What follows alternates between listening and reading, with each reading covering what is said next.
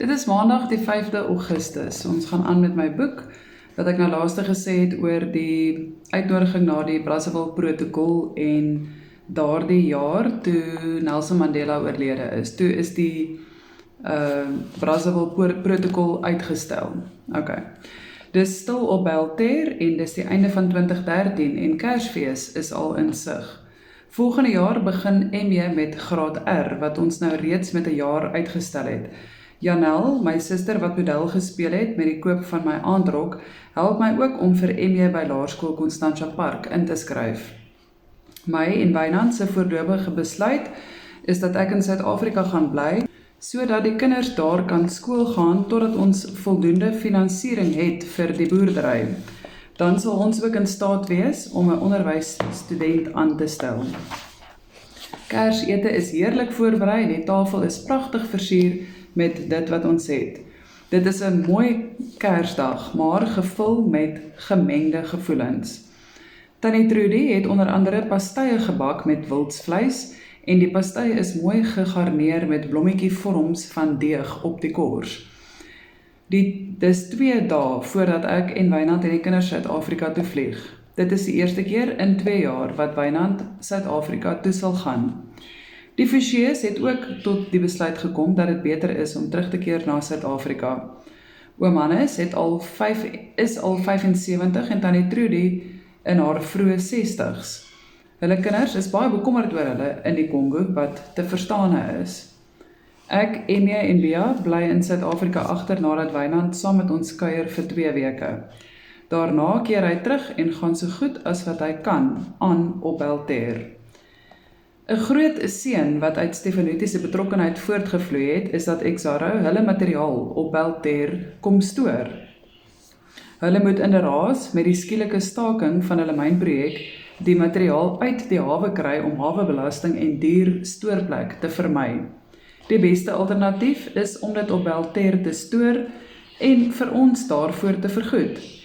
Hierdie vergoeding help vir Wynand om aan te gaan en hy plant rys.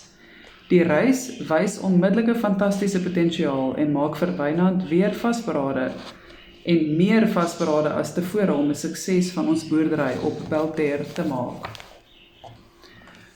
Hoofstuk 60, die Brazzaville Protokol. Vroeg in die nuwe jaar kry Wynand weer 'n e-pos. Die 25 jaar reunie van die ondertekening van die Brazzaville Protokol gaan plaasvind op 11 Februarie 2014. Intussen het ek my rok wat by Mandy in Sandton was, na my toe laat terugstuur. Diegene wat moet reis, sal eerste klas vlieg. Ek kry my vliegtuigkaartjie en meegaande dokumentasie. Ek vlieg besigheidsklas uit Johannesburg na Kenia en van daar af na Brazzaville.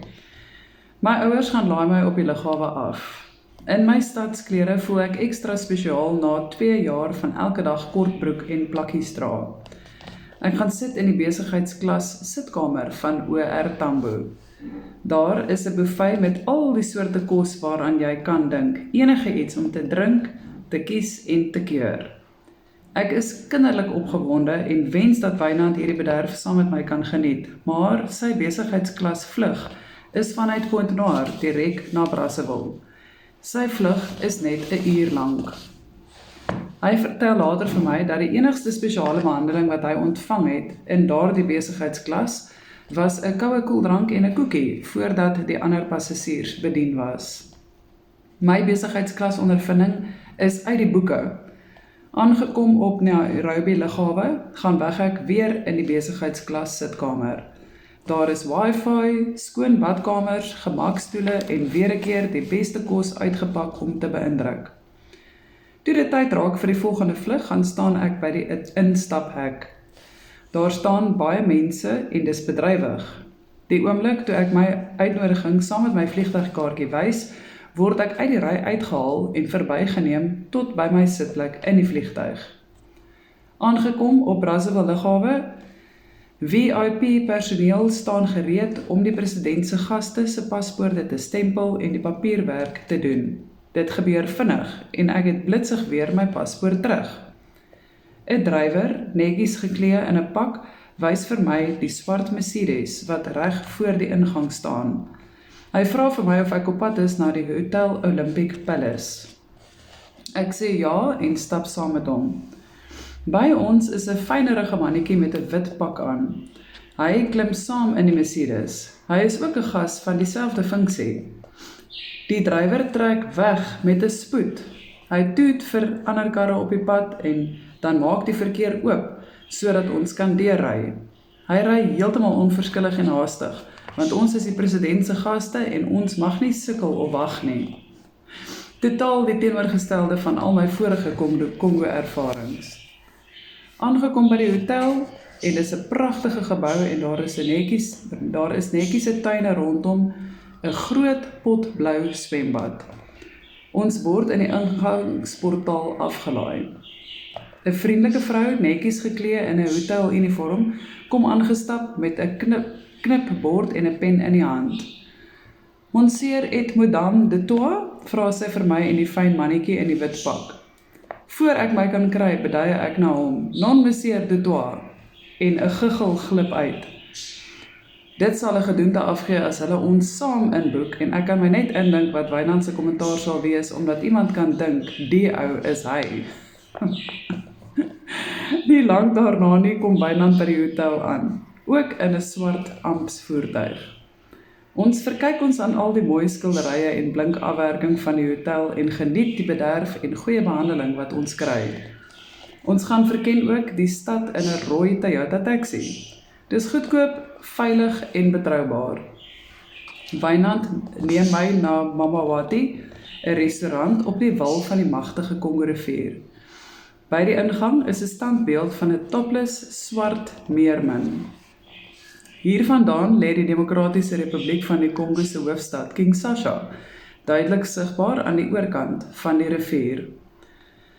Op die walle is mense wat klere was of self bad en op die water is mense wat makorroes roei. Daar is ook ferries wat goedere vervoer. Die kontras tussen primitief en modern is altyd opvallend. Dit is Afrika. Die aand terug by die hotel loop ons bekendes van die verlede raak, onder andere Rusty Evans, wat intussen oorlede is, wat betrokke was by Wynand se vrylating destyds. Ons kuier en eet die aand in die restaurant van die hotel saam met hom en sy vrou Gerda en hulle dogter. Die volgende dag is die herdenkingsfeesvieringe. Ek trek my lang swart rok aan en Wynand het Frank se tuxedo aan, striktas en al. Wynand beskryf later dat ons vir 'n oomblik vir hom soos ander mense gelyk het toe die huisbak se deure oopgaan en hy ons in die vollengte spieël sien. Ons ry weer in swart ampsvoertuie na die regeringsgebou waar die verrigtinge plaasvind. Hier is gaste van reg oor die wêreld, Nobelpryswenners en presidente van paar Afrika lande. Jacob Zuma, Suid-Afrika se huidige president, daai tyd is ook hier. Ons bevind ons in die auditorium waar daar plus minus 2000 sitplekke is. 2 van Nelson Mandela se agterkleinkinders groet en stel hulle self voor. Ons staan en neem foto's saam met Jean-Yves Olivier, aan wie Wynand se vrylating hoofsaaklik te danke is. Toe ons sitplekke inneem, sien ons vir ambassadeur Muji. Sy is aangestel as ambassadeur oor 6 lande van Wes-Afrika. Sy was al by ons op die plaas. Toe sy met haar besoek daardie dag sien wat ons alles op die plaas vermag het sy vir Wynand op 'n smaakvolle, humoristiese manier gekomplimenteer, deur te sê dat sy persoonlik sal sorg dat De Tooistraat in Pretoria altyd De Tooistraat sal bly. Nou dat ons haar hier raakloop, waai en glimlag ons vanuit ons sitplek vir haar waar sy paar rye weg van ons af inskuif. Sy glimlag beleefd en groet ons terug. Maar eers heelwat later die aand kom groet sy ons weer met 'n breë glimlag en effens verleë. Sy sê dat sy ons vroeër nie herken het nie. Sy kon die prentjie van ons op die plaas in die middel van nêrens en vanaand se spogfunksie nie dadelik by mekaar uitbring nie. Ons neem haar ook nie kwaadlik nie. Die program bestaan uit lang toesprake in die vertoning van die dokumentêr Plot for Peace. Dit voel onwerklik vir Wynand om vir Wynand op die groot skerm te sien. Die toneel wat oorgeskiet was op Malolo destyds. Die toesprake en die dokumentêr is in Frans met Engelse onderskrifte. Op elke fluweel sitplek is oorfone verpak in 'n plastiek sakkie. Dit word in die instrument op die rugkant van die stoel voor jou ingeprop, dan kies jy een van 5 tale wat regstreeks deur vertalers plaasvind. Na afloop van die formaliteite was die beste deel van die dag, duur, beweeg die gaste buitentoe. Die mense groet mekaar gesellig terwyl daar foto's geneem word. Die onthaal is in 'n baie groot markies tent. Daar is 'n paar mobiele lugversorgers in die tent. Die ronde 10 sitplek tafels met wit tafeldoeke oor en die glase, breekware en messegoed skitter soos dit blink. 2 orkeste wissel mekaar met vrolike musiek af. In die Kongo bestaan nie iets soos 'n standaard brandewyn en Coke nie. Wynand bestel konjak en gooi dan net self Coke Light by, wat hy in elk geval saam bestel. Daar heers 'n gemoedelike en vrolike atmosfeer. In 'n stadium wil Wynand buitentoe gaan om te rook. Die tent is so groot dat jy eintlik moet loop en soek na die uitgang. Ons vra vir 'n sekuriteitswag wat op sy pos binne in die markies tent staan of ons by sy klein uitgang mag uitgaan. Hy antwoord in gebroke Engels. If you go outside, you are gone forever. Bedoelende, ons mag vir sekuriteitsdoeleindes nie weer daar inkom nie, maar wel by die hoofingang. Op hierdie besonderse aand ontvang Wynand sy Merite-orde van die Kongo. 'n Medalje word om sy nek gehang deur die president van die Kongo vir 'n rol wat hy onwetend gespeel het in Nelson Mandela se vrylating as krygsgevangene in Angola. Dit is die grootste toekenning of die hoogste toekenning wat 'n buitelander in die Kongo kan kry. Saam met die medalje kom die titel Chevalier of dan nou Cavalier. Dis 30 jaar later, op die dag en datum waarop Wynand se broer Kokkie de Tooy gesneuwel het, 11 Februarie 2014. Dit is en bly 'n merkwaardige gebeurtenis want uiteindelik val die laaste legkaartstukke in plek oor waarom Wynand regtig vir 2,5 jaar aangehou was. Hy verstaan vir die eerste keer. Dit stel hom in staat om sy verhaal te vertel, 30 jaar nadat dit gebeur het. Dit laat hom met baie stof tot nadenke en hy het juis soveel alleentyd op Belter. Naftal is ekstra trots toe hy die foto's van sy patron saam met die president sien. Hy bekyk die soliede blink medalje en Wynand vertel vir hom dat hy die titel van Cavalier daarmee saam gekry het. Naftal is eers paar oomblikke stil, soos hy inneem wat hy sien en hoor, en toe sy reaksie. Patron Chevalier, baas Cavalier. Hoofstuk 61. My lewe terug in die stad. Intussen werk ek in Pretoria deeltyds by 'n veearts as ontvangsdame. Ek kry bietjie blootstelling aan die diere en dit is 'n interessante ondervinding en heeltemal iets nuut vir my. Ek help ook my pa met sy besigheid in die eiendomsbedryf. Later werk ek by 'n interieurontwerpster, die eintlike rigting waarin ek studeer het. Die interieurbesigheid se naam is Tassels and Treasures. Gedurende hierdie tydperk doen ek saam met hulle die groot jaarlikse expo South African Decor and Design Catalog in Midrand by die Gallagher Konvensie Sentrum. Ek is in my element, want dit is my tipe ding. Tassels and Treasures wen die prys vir die beste opgestelde stalletjie by hierdie jaar se expo. Daar gaan geweldig baie werk en voorbereiding in die fynere detail van so 'n uitstalling. Emje is in Constantia Park Laerskool in graad R. Dieselfde laerskool waar ek op skool was. Bia is tans in 'n oulike kleuterskool daar naby. Toe ek vir Emje een middag gaan haal, vertel hy vir my van sy dag. Hulle het beurte gekry om iets van hulle lewens vir die klas te vertel. Ek vra of hy vertel het van die plaas en boerdery in die Kongo. Ja, kom sy antwoord half moedeloos, maar hulle glo my nie. Wynand kom kuier gereeld en elke keer wanneer hy weer op pad is dit 'n groot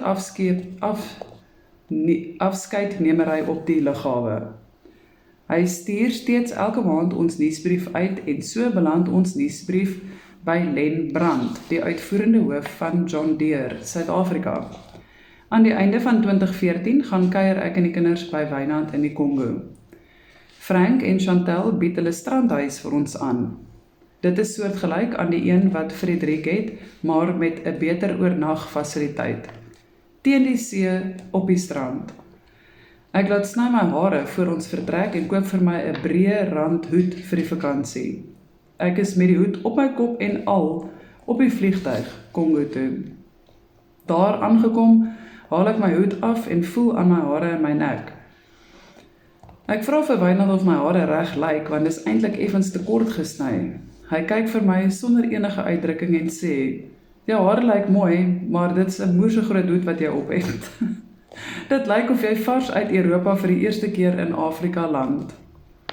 Om by Frank en Chantel se strandhuis uit te kom, ry ons deur 'n lokasie. Eers lyk dit of jy heeltemal verkeerd gery het, maar dan verdwyn die stadslawaai en die lokasie agter jou en die mooiste wit strand, blou see, lowergroen plante groei en palms verskyn. Oujaarsaand 2014 sit ons om die vuur. Emje is 7 en Bea is 5. Ons gesels en bond. Kom ons maak volgende jaar ons jaar, sê Wynand. Al weet ons nie hoe nie, maar kom ons maak 2015 ons sin. Ons klink 'n glasie daarop. Gedurende 2015 gaan ons by onder andere Wynand se suster en swaar kuier, Edith en Arthur Schoen. Edith vertel hoe alles gebeur het toe hulle in 1985 die nuus gekry het dat Wynand in Angola gevang was. Dit sal altyd met baie emosie gepaard gaan en Edith onthou al die besonderhede in diepte. Met die gebeure tydens die herdenking van die ondertekening van die Brazzaville Protokol en alles wat Edith vertel het en met paar ander mense wat ook daar was, se insette, kan Wynand sy boek begin skryf. So is hy terug Belter toe. Toe die rysoes eers in die grond is, het hy begin skryf. Tyd, die mees kosbare kommoditeit, is nou aan sy kant. Dit is stil, hy kan fokus en skryf. En soos hy vorder, stuur hy dele van sy boek vir my, en Edith en sy goeie vriend Gert, voormalige redakteur van die Republikein in Namibië, om te proeflees. Een aand bel Wynand my ouer gewoonte en vra van my wat ek dink van sy boek sover. Ek is in trane en kan skaars praat. Ek kan nie glo dis wat jy alles moes deurmaak nie, kry ek tussen die trane uit. Ai mens, dis darm al 30 jaar gelede. Elke oggend, soos dit ons gewoonte is, stuur ek en Wynand vir mekaar môre sê boodskappe. Maar die oggend kry ek nie eers 'n boodskap van hom af nie. Vreemd, want hy is altyd vroeg op. Ek stuur 'n boodskap, maar dit gaan nie deur nie. Ek bel, maar die lyn is dood. Ek stuur 'n SMS, geen reaksie. Die hele dag hoor ek niks van Wynand nie. Intussentyd stuur ek 'n e-mail ook, maar steeds geen reaksie. Teen skemeraand probeer ek een van die ander boere kontak, maar geen reaksie nie. Ek stuur WhatsApp boodskappe, SMS'e na almal in die Kongo wie se nommers ek het. Ek stuur e-mails en bel, maar ek kry geen reaksie van enige iemand nie. Met die hulp van Facebook kry ek Nel, wat op die hoë baarstoel gesit het, se ma in Kaapstad in die hande.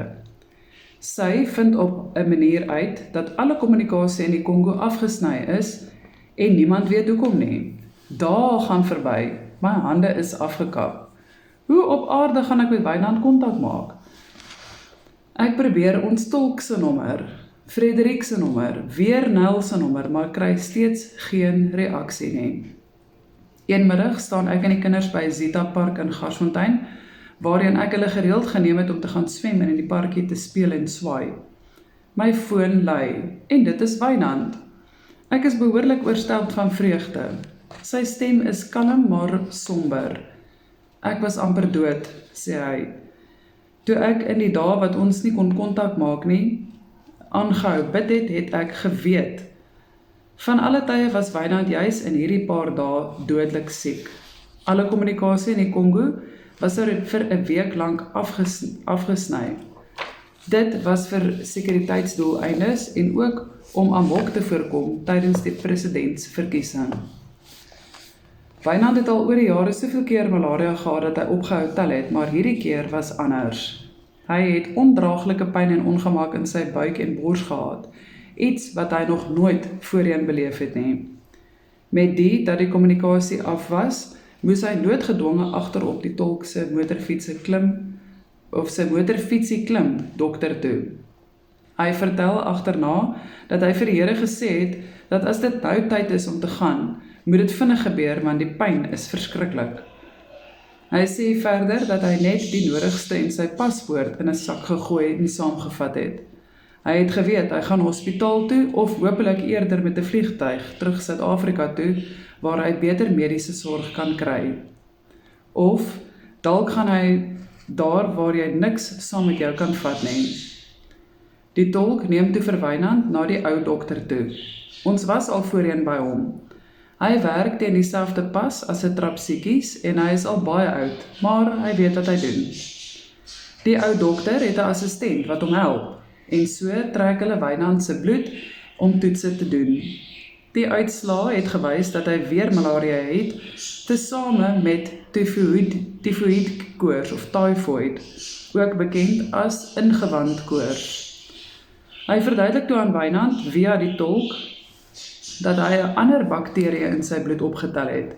Dit is die oorsaak hoekom hy juis die laaste paar keer so kort op mekaar malaria gekry het en nie ten volle herstel het nie.